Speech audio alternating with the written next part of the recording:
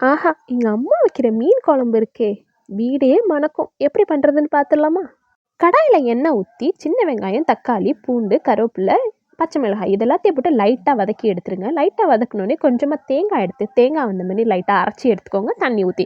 இப்போ வதக்குனது எல்லாத்தையும் இதில போட்டு இத நம்ம லைட்டா அரைச்சி எடுத்துப்போம். மல்லித்தூள், மிளகாய்த்தூள், மஞ்சத்தூள், மிளகுத்தூள் அண்ட் குழம்பு மசாலா இது எல்லாத்தையும் போட்டு அதே இதில கிரைண்ட் பண்ணி எடுத்துக்கோங்க. புளி கரைச்சி அந்த கிரைண்ட் பண்ண இதுலயே கலந்து இத மிக்ஸ் பண்ணி ஃபர்ஸ்ட்டு ப்ரிப்பேர் பண்ணி வச்சிரலாம்.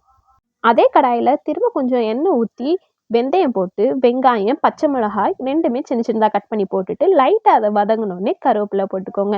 அதிலேயே கொஞ்சமா ரெட் சில்லி பவுடர், அந்த நம்ம அரைச்சு வச்சிருக்க பேஸ்ட்ட அப்படியே இதில போட்டு, இத நல்லா மிக்ஸ் பண்ணிக்கோங்க. உங்களுக்கு சால்ட்டுக்கு ஏத்த மாரி சால்ட் இத போட்டு மூடி வச்சுருங்க. நல்லா கொதிச்சு அதோட பச்சை வாசம் போனதுக்கப்புறம், இறக்கறதுக்கு 10 நிமிஷம் முன்ன மீன போட்டு, கொஞ்சமா மல்லி இலை கட் பண்ணி மேல போட்டு ஆஃப் பண்ணிடலாம். சுவையான மீன் குழம்பு ரெடி ஆயிடும்.